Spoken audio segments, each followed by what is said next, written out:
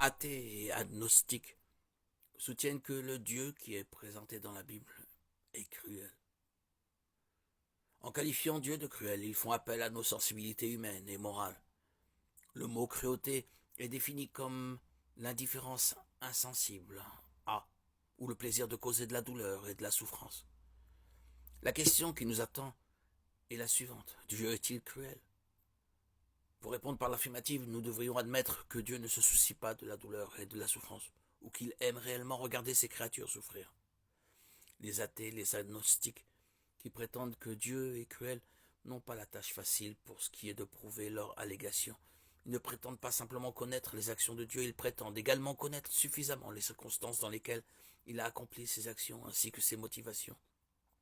De plus, ils prétendent connaître l'esprit même de Dieu, lui attribuant des attitudes d'indifférence et de plaisir sadique nécessaires pour le définir comme cruel.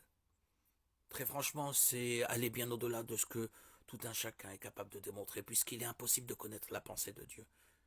Car mes pensées ne sont pas vos pensées, vos voix ne sont pas mes voix, dit l'Éternel.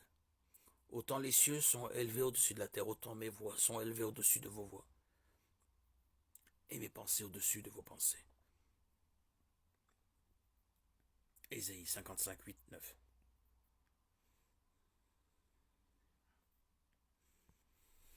Il ne fait aucun doute que Dieu permette et parfois cause de la douleur et de la souffrance. Mais la bonté de Dieu ne peut être contestée du fait qu'il commette un acte qui nous paraît cruel. Bien que nous ne puissions pas prétendre connaître son raisonnement en toutes circonstances, nous connaissons plusieurs raisons pour lesquelles certaines actions peuvent nous sembler cruelles, surtout si nous ne connaissons pas ou ne prenons pas la peine de découvrir les circonstances. La Bible ne fournit aucune description physique de Christ. C'est Ésaïe 53, 2b qui s'en rapproche le plus. Il n'avait ni beauté ni splendeur propre à attirer nos regards. Et son aspect n'avait rien pour nous plaire. Cela montre que Jésus ressemblait à Monsieur Tout-le-Monde et avait un aspect ordinaire. Ésaïe prophétisait ici que le serviteur souffrant serait de condition humble et n'aurait aucun des emblèmes habituels de la royauté, si bien que sa véritable identité ne serait visible qu'aux yeux de la foi.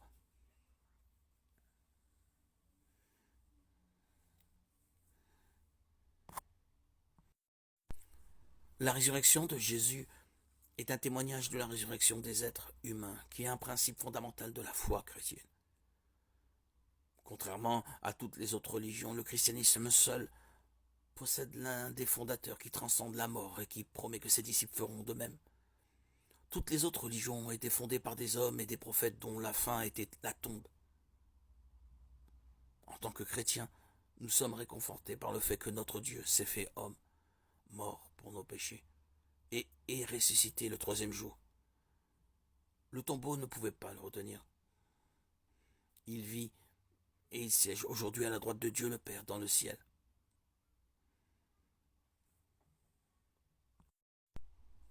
Jésus pouvait-il pécher? S'il en était incapable, comment peut-il réellement compatir à nos faiblesses? Hébreux 4,15. S'il ne pouvait pécher, pourquoi a-t-il été tenté? Cette question intéressante comporte deux facettes. Il est important de se souvenir qu'il ne s'agit pas de savoir si Jésus a péché.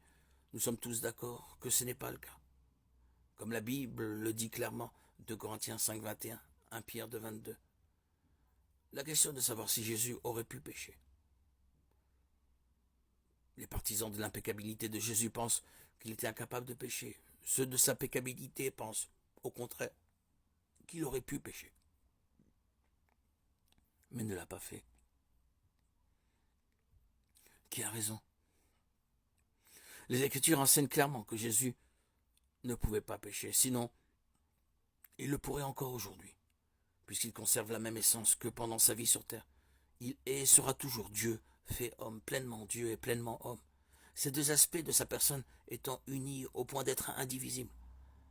Croire que Jésus pouvait pécher, c'est croire que Dieu peut pécher. En effet, Dieu a voulu que toute sa plénitude habite en lui. Colossiens 1, 19. Colossiens 2, 9 ajoute, en effet, c'est en lui qu'habite corporellement toute la plénitude de la divinité.